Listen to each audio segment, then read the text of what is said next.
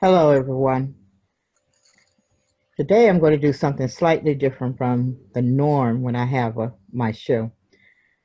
I have a co host today, someone who's going to introduce me, or rather, interview me, and I'm kind of excited about it. She's my sister, and she is a woman who has a great deal of talent, but the thing that she's really good at is business coaching. I'm excited for her because she has decided that that is the area that she's going to go into. So if you know someone who needs a good business coach or someone who is interested in having a speaker who can talk on business, I'm going to definitely recommend my sister, Nora Jackson. Nora has been a member of the business world ever since she got into the job market, and there's probably nothing you could ask her that she couldn't possibly answer. So she will be interviewing me today because we're going to do something slightly different. As you know, I have been gone for a while, and you'll learn why during the course of this interview. Hi, my name is Lawana Parker, and I am the host of Courage to Live Your Dream. Today, my sister Nora Jackson will be doing the interview. Nora, take it away. Well, hello, Luana. How are you? I'm doing great now. I'm feeling a little bit overwhelmed still, but otherwise, I'm doing just fine. Well, tell us what's been happening with you in your life. Well, as you know, of course, in February, I lost my husband, and that was a devastating blow. He had cancer, and the cancer came back. We always knew that it would probably come back someday, but when it came, it was a lot faster than we had anticipated. So we started in November when we got the word that there was a possibility that it was coming back.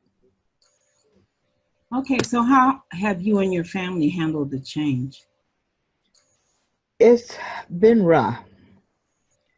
Um, I've been blessed because my I have three sons, and one of my grandsons who are raised from a baby, who has been my rock and foundation. And I have uh, I don't think I could have made it without them. I'm going to tell you a little bit about what happened. When we found out about the cancer, we really thought there was going to be some time. We anticipated we had a few months or at least a few weeks in which we could come to grips with it. But as it turned out, after going through the tests, he had to take some ultrasound tests and several other things that turned out to be, well, for him, it was very telling. He thought he would be able to fight it as he did before.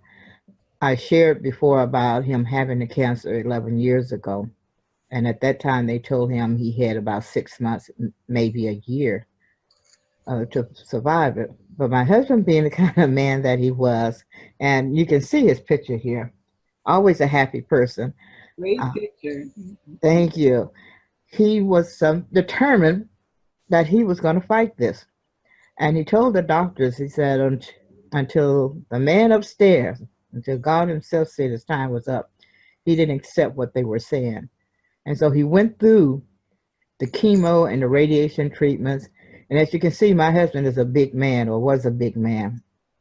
And he became like skin and bones during the course of those treatments. But he took them anyway, and he held on and he fought it. And the cancer went away. Wow. We were truly blessed because we got 11 years before it decided to resurface. Well, And how long were you married?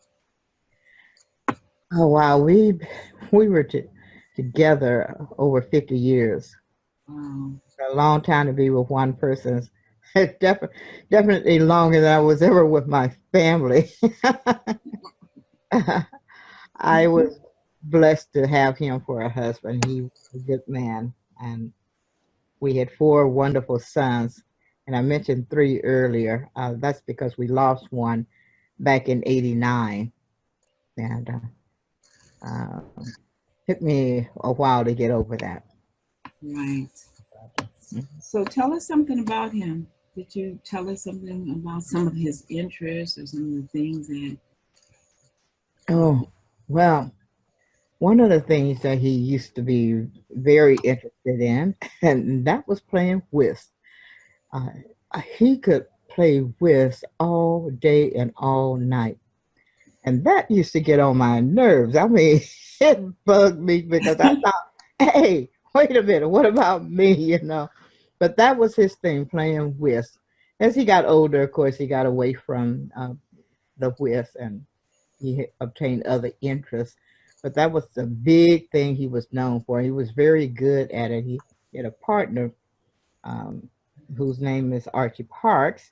And they, when the two of them played together, the chances of you winning was slim and none. They Yeah. were that good together. Um, but he loved sports. Like, he had played football in school, and as an adult, he loves sports, pretty much all sports. So, of course, when cable came out and they had sports channels, there weren't too many games that he missed.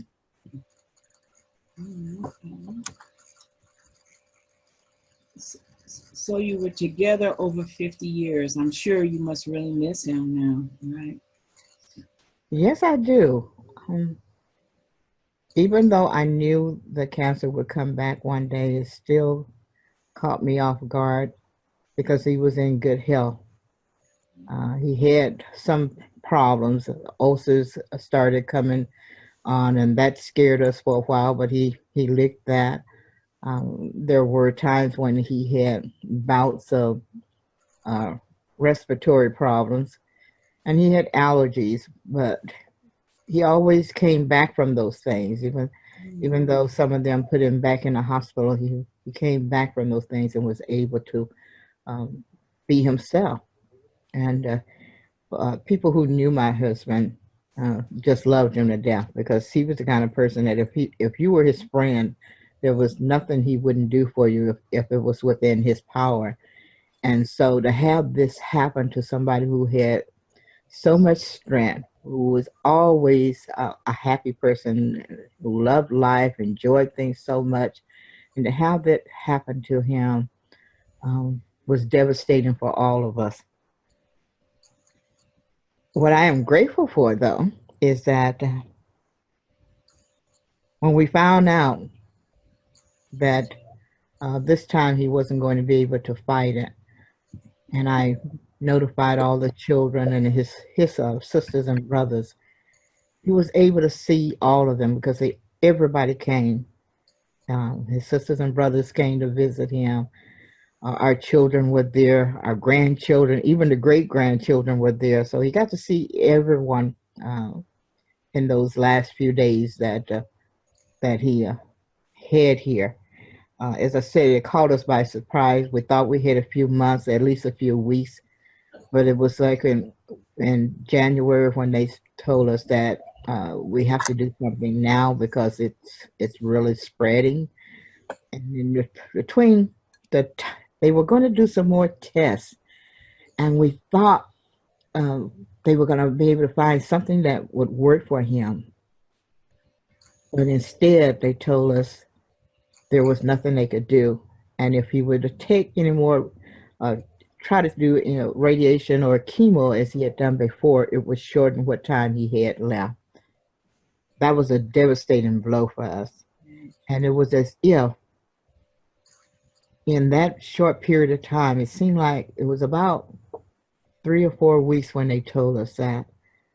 And I just saw him going down. I saw a man go from 253 pounds to where he was, I'd say he was about 200 pounds when he passed away. And it was for me, it was really hurting to see this man who I had depended on for so many things and who was always there. He was like the rock for me and my sons and grandchildren, and suddenly see him going down that way. That was That was hurtful. I bet it was. Wow. Mhm. So, has there been anything else that you've been going through lately? I know things after the death of a close one, a loved one, besides the emotional stress, and sometimes it creates financial stress and other kind of stresses in your life. Well, you're right. There are emotional stress, and I've been fighting those because it's so easy when someone who's been around you is suddenly no longer there. Um, you find yourself you're in a sad place, and that's to be expected. But you kind of have to be careful because you become, I don't want to say depressed because it's not really depressed, but it can lead to being depressed. Yes. You're in a place where you feel like nothing is ever going to be the same, which of course it won't be. You feel as if you don't have what it takes to move forward. And I had to fight that. And I'm still fighting it because it still comes over me. Um, it's only been a few months, a couple of months or so that my husband passed away. So I'm still fighting it.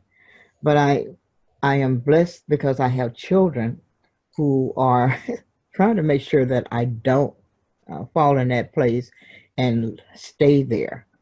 And part of the process for me was to get back out in life.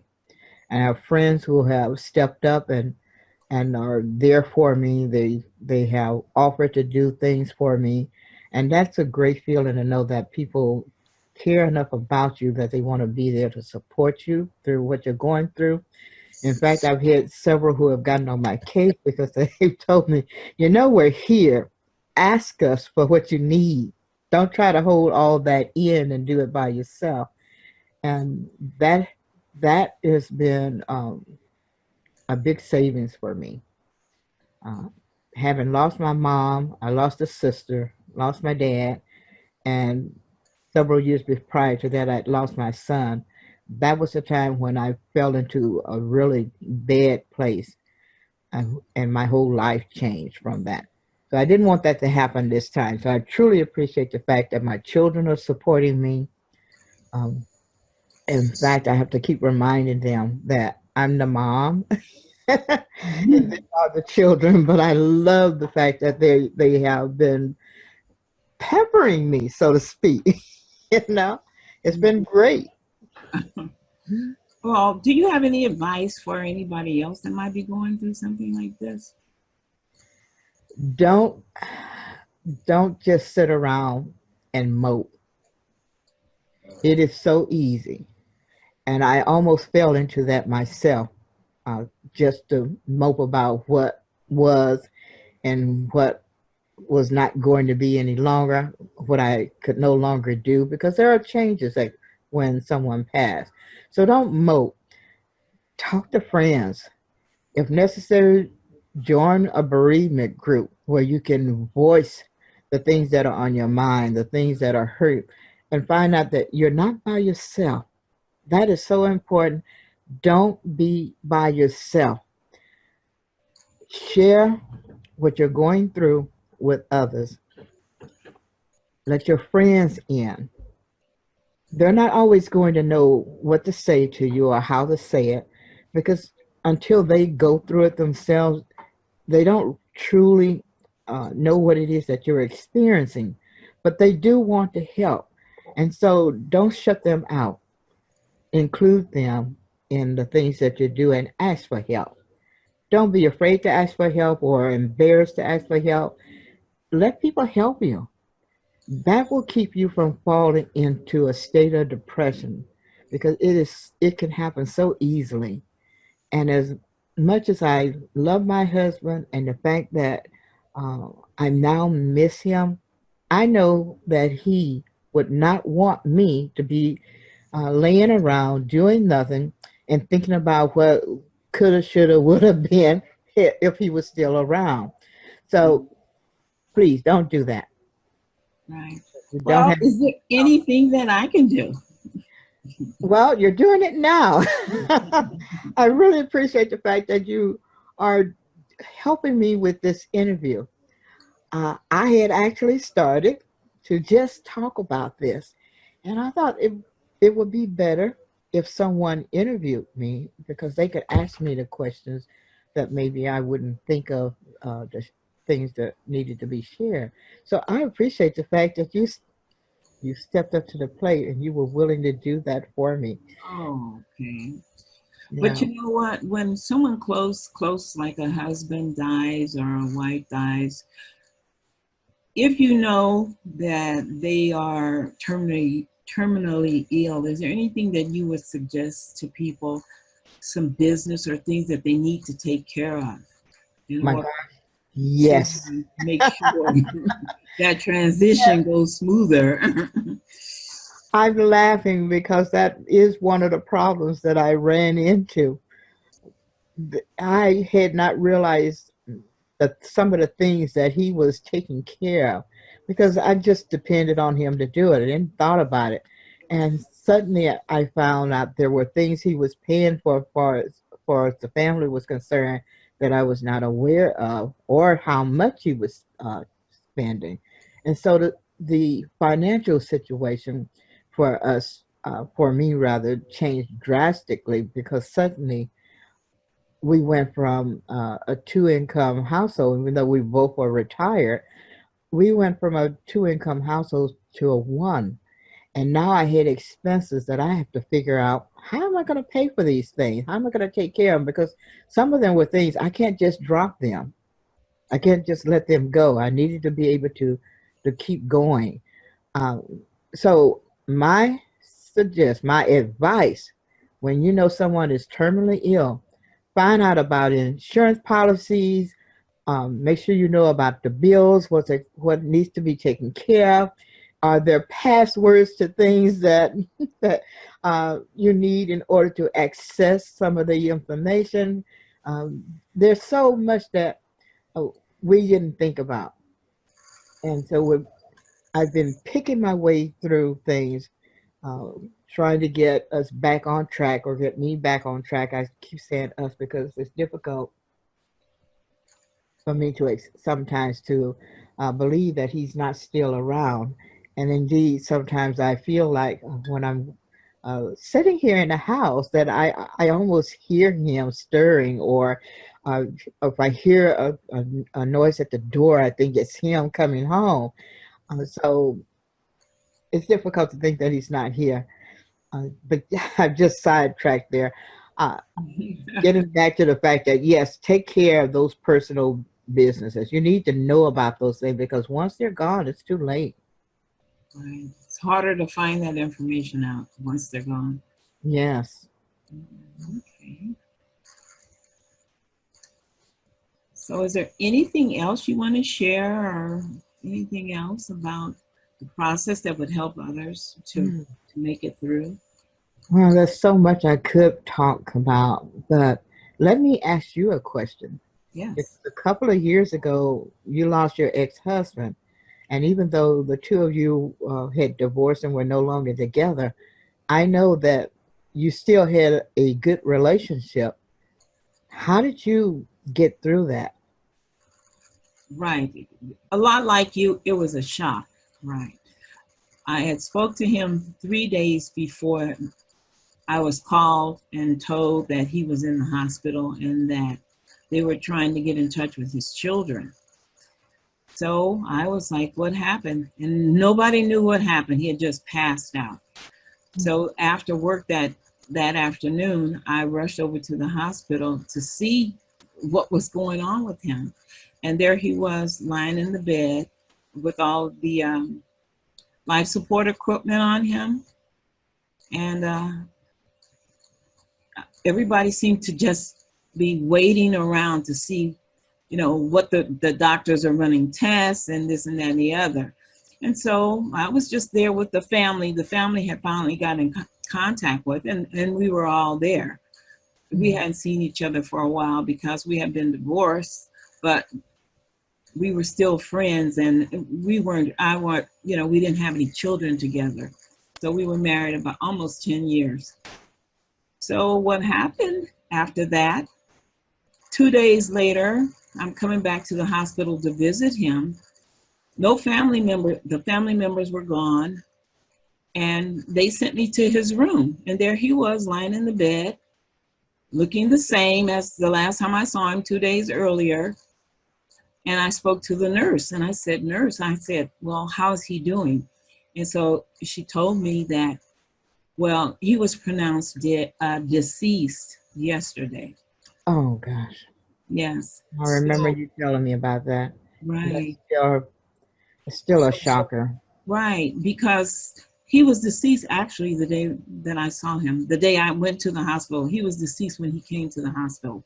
And I really didn't know that they don't pronounce you deceased right away sometimes. Mhm.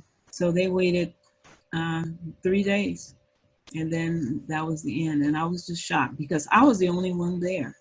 No family member, none of the other family members were at the hospital that day. And I was surprised. I would go, "Oh, I'm the only one here today." Right. And so the reason he was still on life support, that was surprising, is because he had donated his organs Uh, to save a life. And that was the kind of person he was. mm, Yes. So they had to keep him on life support to save the organs for his donation. mm, Yes.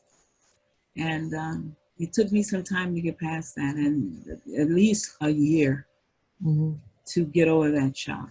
Right.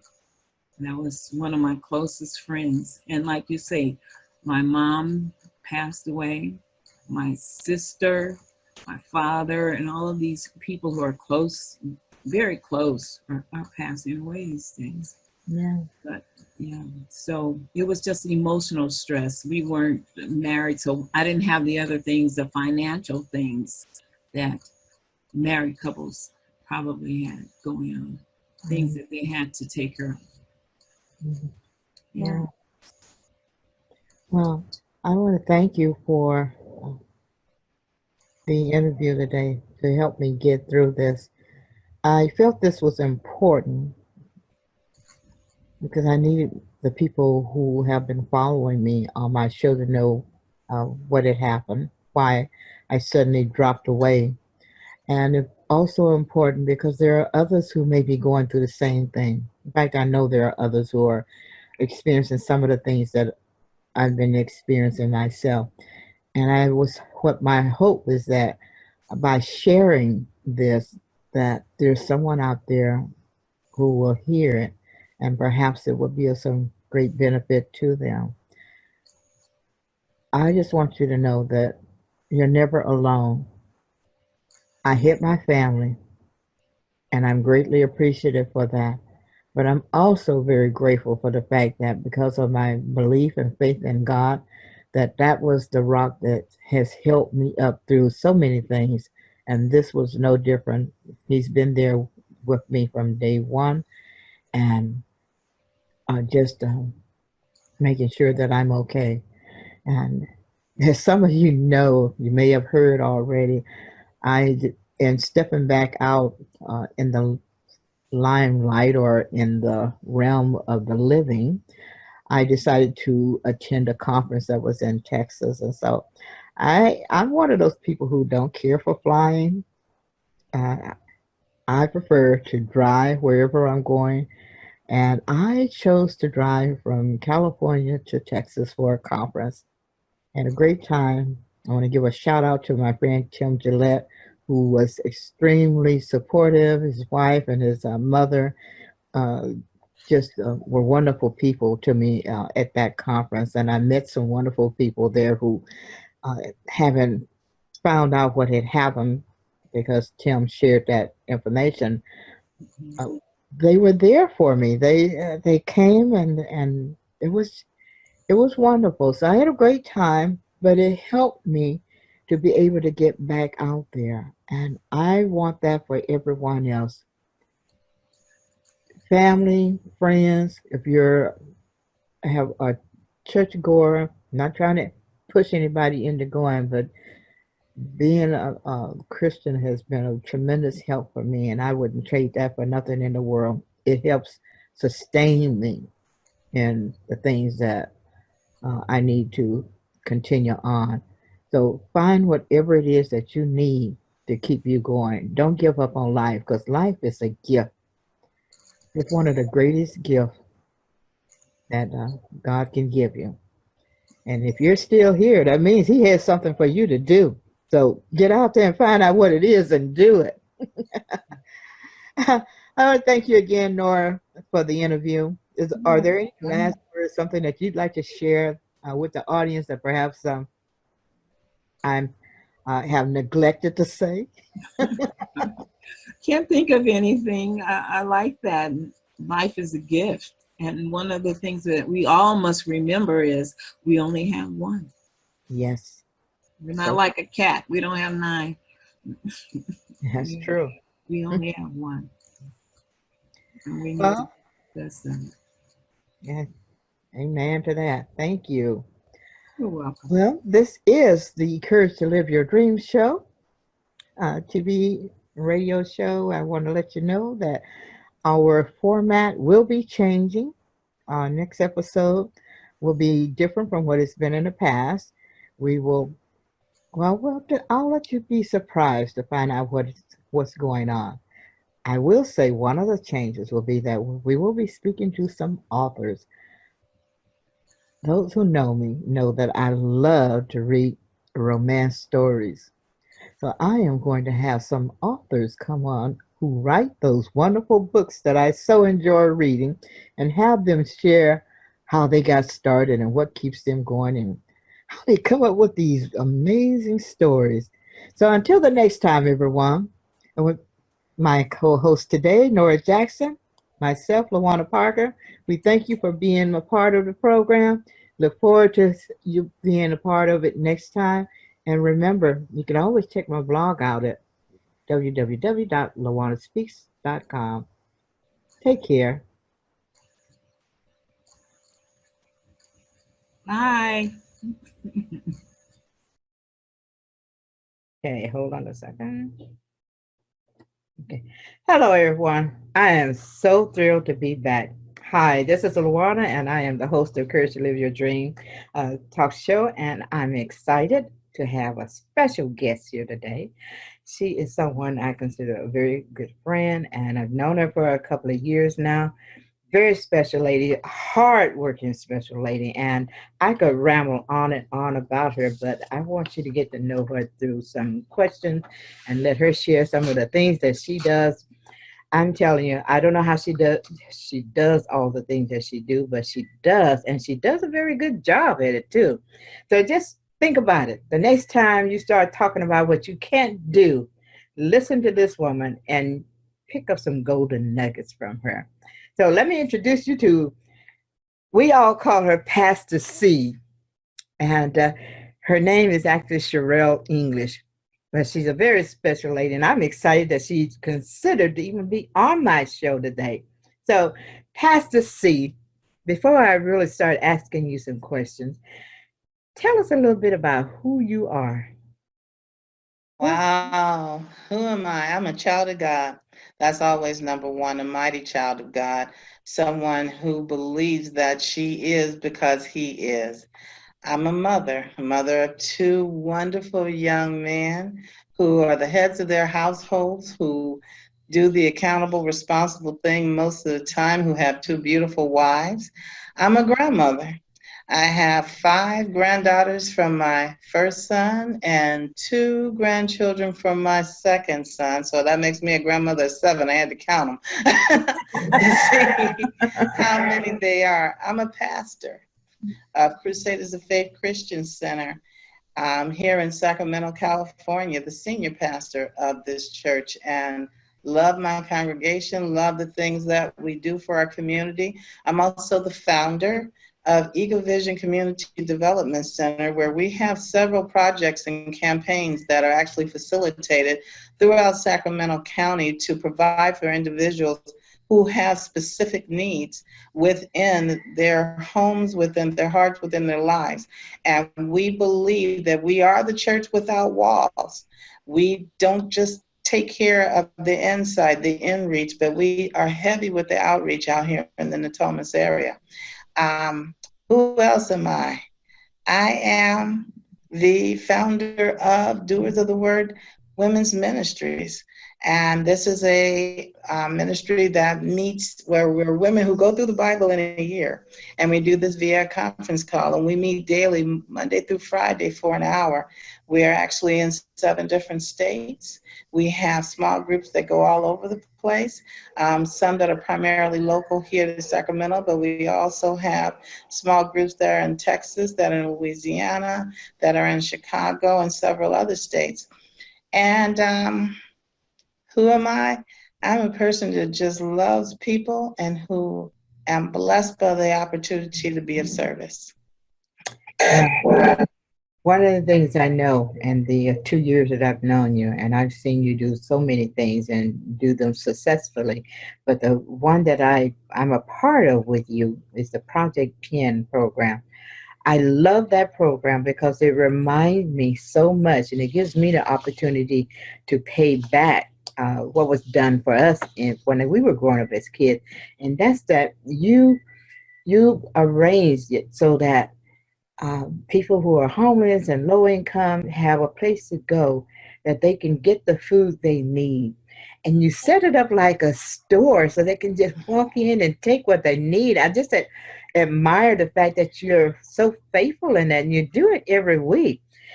Tell us, is there something that we can do, those who are listening to you and may want to help you in some way? Is there something that they can do? Is there something that you need beyond just having some people who come out and help?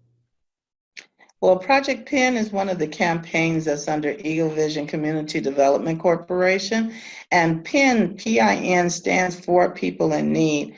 The goal of Eagle Vision as a whole, so I wouldn't make it specific to Project Pen, but we're always looking for donations from a financial standpoint, number one, because not only do we have the things that we're doing with Project Pen, but several others, but and specifically, since you brought that up, Project Pen. With Project Pen, we're pretty cool with the food. And we're actually about, when we go through the different paperworks and things, about to expand that actually. But they could use toiletries. Toiletries being toothpaste, being toothbrushes, deodorant, sanitary napkins for the women, dog food, because most of them have pets. Trying to see what are some, if I have my hat on with them right now.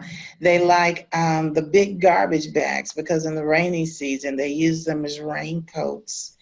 Put it this way, when you think about what do you need on a daily basis to be okay so that you can be comfortable with life, these are the very same things that the people in need need. Now understand, I'm not always referring to the homeless.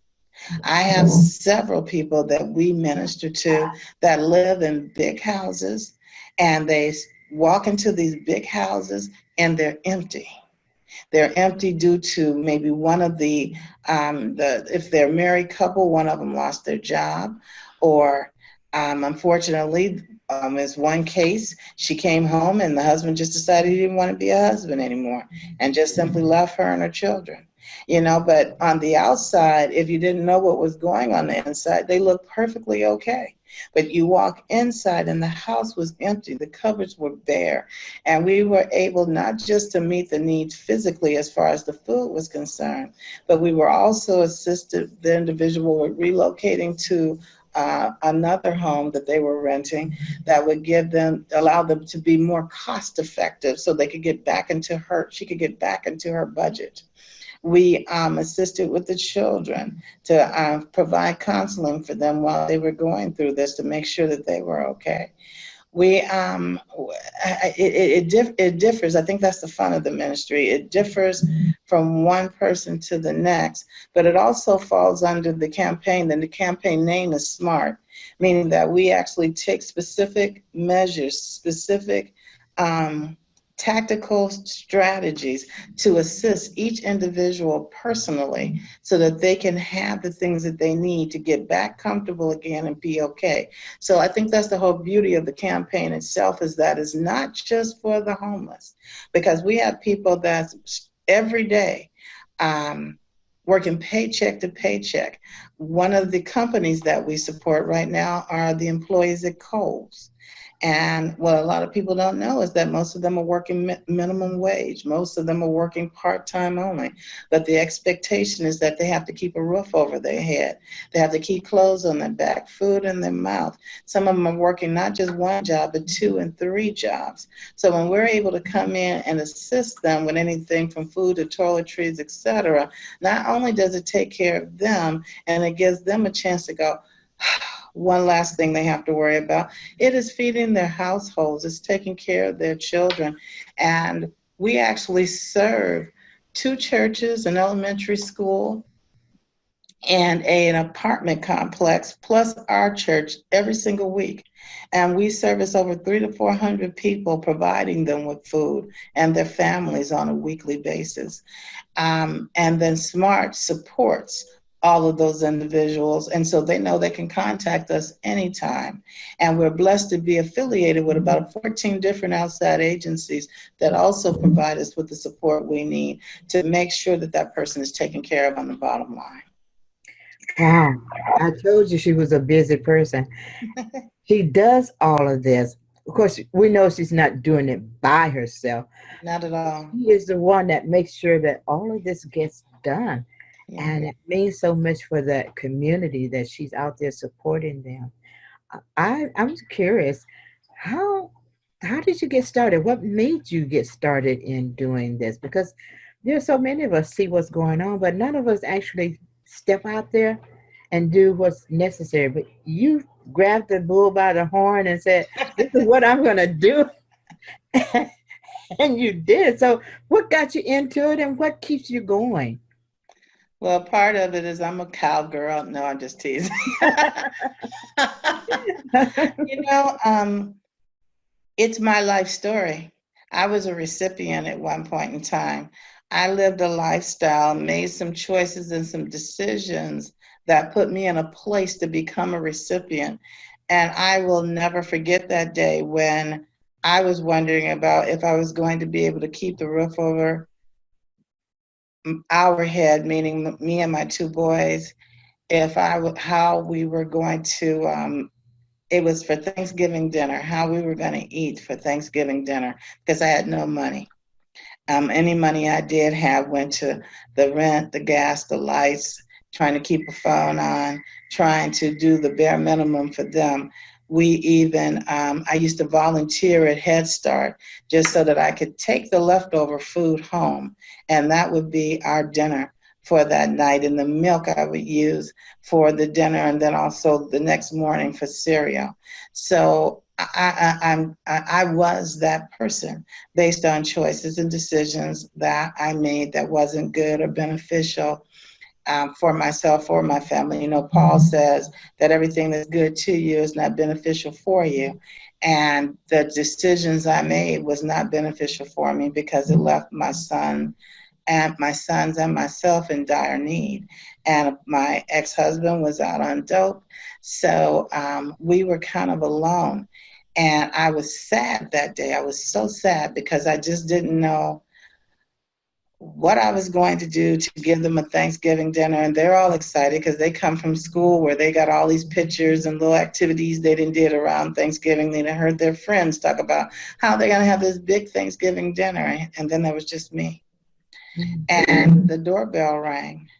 And all of a sudden, 3 individuals, one being my girlfriend's mom, came in, and they had tons, like 3, 4, 5 bags of groceries. There was turkey, stuff to make dressing, all of this stuff. And I just stood there with tears coming down my eyes. Now, I hadn't told anybody that I was going through this because I, at that time, was a very private person. And I was too embarrassed to let people know that this is where I had succumbed to.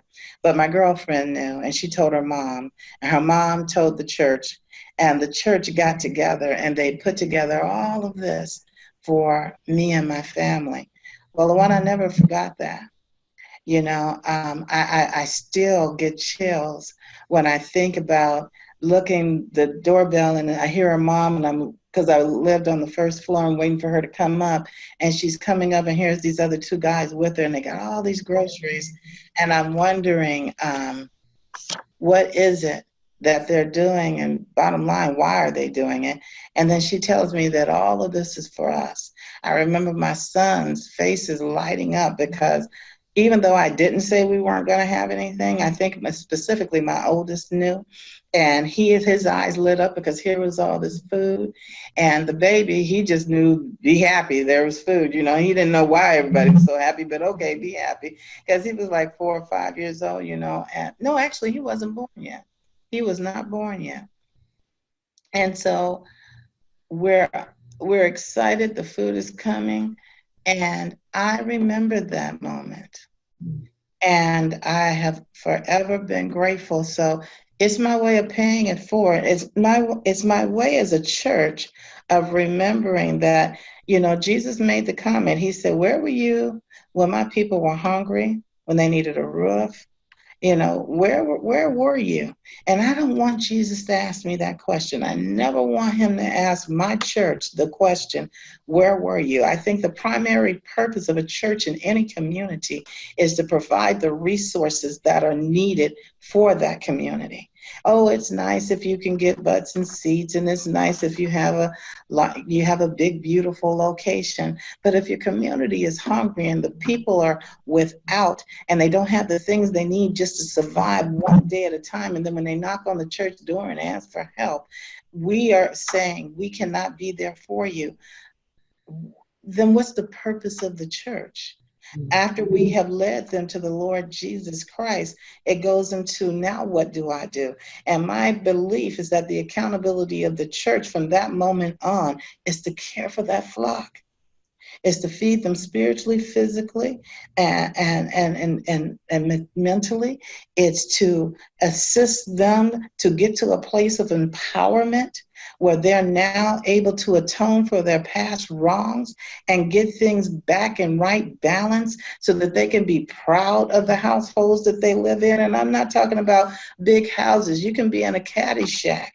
But if that's your caddy shack and you're able to take good care of it, then that caddy shack means the whole world to you. And it's a lot better if you know that you can go someplace and they're going to give you the resources. Now, understand, we give some things, we teach a lot others, because I'm not just trying to do handouts so that, this is not the store of Jimmy. You can, take all I can give you. It is a store. Well, let me say that wrong. My name's not Jimmy, and it's not, you can take all I can give me. It's we want to get you started, but the purpose is also to get you to go through that transformational experience that renews the mind, restores the soul, revives the spirit, and bring people back closer to God, but bring them to that state that God always desired, to have a relationship with him, but to also be empowered to stand on our own 2 feet. We were designed for greatness. We were designed to be a people that's able to stand, but we were not designed to be a people that stood alone. Acts 4:32 tells us we pull all our resources together, and it said when they were divided out evenly, no person went without. And so that's my inspiration, actually, is Acts 4:32, to get us to a place that when people get well, they don't just leave, but now they give back. And that's the beauty of Crusaders of Faith. You will see it over and over again. First, they came in and they were people in need, and now they're serving. After service, they're step up because they know exactly. I have to admit that is amazing. I've seen some of those people who were first come in, they were very timid about coming in and getting what they needed, but now to have some of them actually helping with what you do.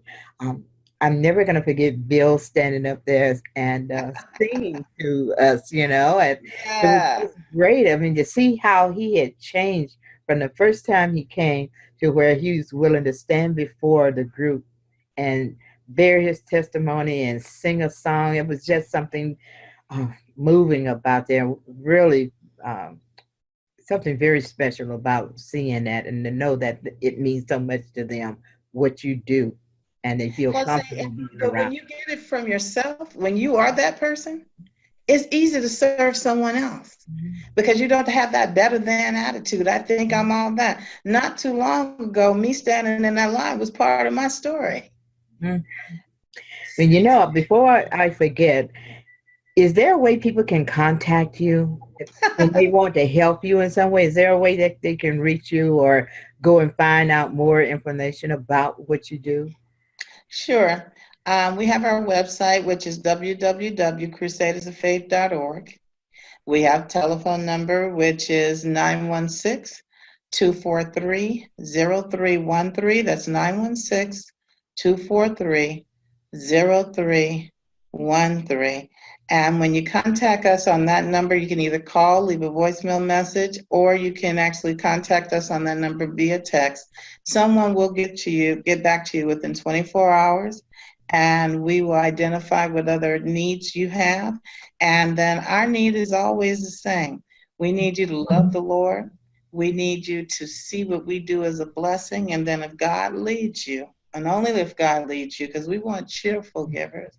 We want people who are excited about being a help and a participant in their community. If you're in the Natomas area, you can come on board, or in the Sacramento area, you could come out and join us. We are a working church. I will say that to the day I die. We are a working church. We're not just a learning church.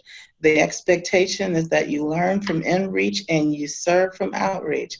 We are a working church. And if you want to be a part of something that's exciting, new, done a little different, because we're different than the average bear, but you see the fruit and you see the growth, then Crusaders of Faith is where you want to be. Well, we're getting close to the end here, and I want to ask you a couple of more questions. Just knowing how much you do, and sometimes you must feel discouraged because um, there aren't more people volunteering uh, to come out and assist with what you're doing. Do you ever feel like, you know what, I'm tired of this? Um, do you ever feel like giving up? What keeps you going? And that's a good question, and it's because I know it's my calling. I have never ever felt the need to give up. Do I get tired? Yeah, physically, because sometimes I overextend myself.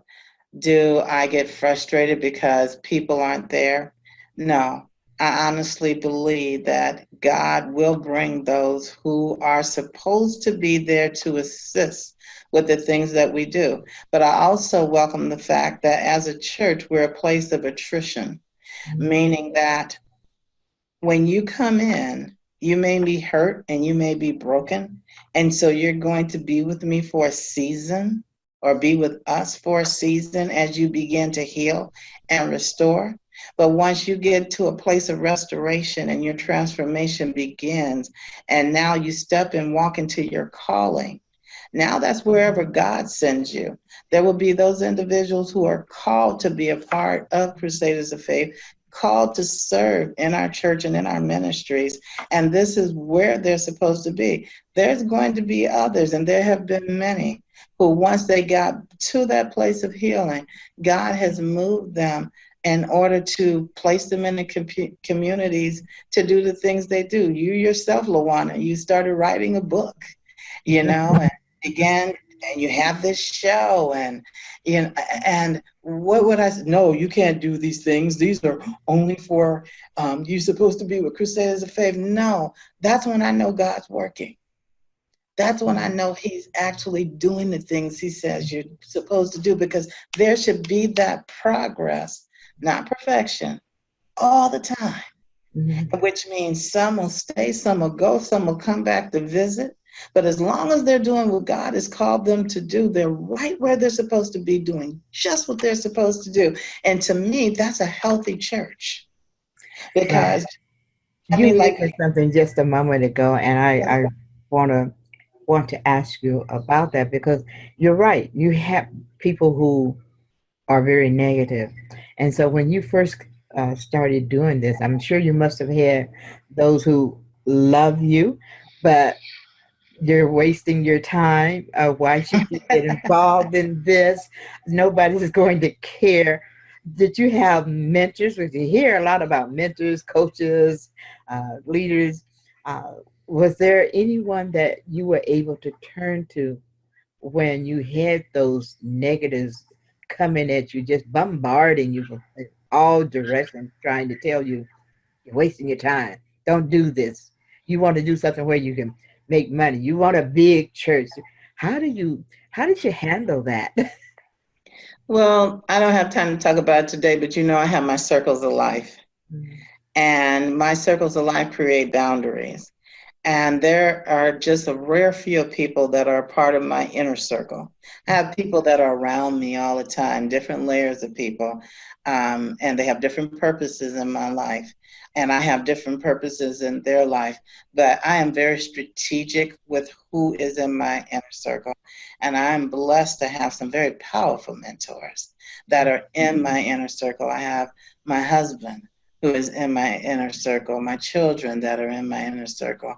You're one of the people that's in my inner circle that love me, that encourage me. And I think that is so important because just like in the book of Nehemiah, you're going to have those naysayers. You're going to have the Sambalots that come in your life that, who are you? What makes you think? I mean, golly, who am I? I'm a woman. I'm a senior pastor. What are you thinking about? I could care less. For those who are watching this is who I am. I could care less about what they're saying unless it is God Himself coming out their mouth telling me to stop. And God hasn't done that. So you have your hedge of protection of what I call it. Those individuals that when you do get tired, when you do need help, when you do need support, I have this hedge around me where I can pick up a phone at any time. And like when I was in the hospital a couple of months ago, we had guest speakers that came in the church. I can get on the phone at any time. All I need to do is call, and they will tell you, and they say it in front of you. They say, all she needs to do is call us and we're here. Anything she needs, we got her. And when you know that type of alone, I mean, but they're not in that inner circle, the ones that hold me up. See, I have people who hold me up, they're my armor bearers. And I mean armor bearer in the sense of when I'm about to go down, they go, girl, no, no, no, no. God's got to work for you. There's things that you need to do. No, no, no, no. Why would you listen to that person if that person's not trying to sow into your dream? Instead, they're trying to sow into your pocket. No, no, no, no. And time and experience. Well, we're going to have you come back to talk about that inner circle because I've heard your presentation on it, and I think it is so important that people understand what it means about the inner circle. And I don't want to give a haphazard thing about it today, but we'll have you back to talk about that because it makes a difference when you Yes. recognize who you allow in your inner circle and how you can determine who belongs there and who does not, and without actually hurting anyone's feelings. And so um, I'm just amazed by you, girl. I'm very impressed with you. I know personally all the wonderful things that you do, and I know all the people who love you because they are there to support you in what you do, and they don't complain. They just come. They're there. Can you imagine people giving up their weekend to come out and help you, especially on a Saturday? It's supposed to be our day to go and do what we want to do, but instead, we're there with you, and it's because we believe in what you're doing. And it's true. Sometimes people they can't come every single time, but they're there more often than they miss. And that's the Yes. key. That means you have reached them. You have got them to a point where they recognize that what you do is important and it fulfills them. I find it very rewarding when I'm out there with you. And I'm so glad you came to be on the show today. It's been a real pleasure having you here. Well, Any let me final say this, words that before we you leave? are a sparkle in my eye, Luana. You encourage me. I love your spunk. I love your tenacity. When you when you announced your new book, you would have thought I had written it. I was so proud of it. And I was trying to show everybody, tell the whole world, and that, you are the new 40. You are the new spunk. You are the new excitement about life. You encourage me to never give up. And and I know personally some of the hurdles that you've gone through and are going through. However, have always been that light. When I research Lawana Parker, and you see how you have done so many things in the community, you're nothing to laugh about. You're somebody who takes your life as serious, and it is an honor and a privilege to be a pastor to you. I mean, I sit there and I look at the people that God has around me just at the church, and I'm like, wow. God, you brought the big wigs. You brought in the heavy hitters. You brought in the people that's like, let's make this happen. And that's, that's like kind of disconcerting, because you guys walk in knowing your stuff. You intimidate me sometimes, But Well, you we do guys have to make just, her sit down sometimes, especially when we know she's not feeling good, but she's still trying to do all the things that she normally would do. And it's a hard job just to get her to sit down and let other people do the work for her. But we love you anyway. And as I say, I'm so glad you came on the program today. I want to thank encourage you. you to give her a call. Just give your website and your phone number again in case someone missed it, and we will make sure that it's posted so that for those who don't happen to have their pencils handy, to get the information, because this is important. Um, I believe that God put us all here to help one another. And Yeah. as Jesus said, we're always going to have the poor, but it's our responsibility to try to help those who are in need and not just watch them and then go on our merry way. So You better thank you preach it, for all girl. the work. Woo-wee. What was that? I said, you better preach it, girl. Go on. Thank you. So share that website and phone number. It is www.crusadersoffaith.org. That's www.crusadersoffaith.org. Our telephone number is area code 916-243-0313. Again, that's 916-243-0313. Thank you. And I want to encourage all of you, if there's anything, we're not just asking for money. I mean, bodies are always welcome.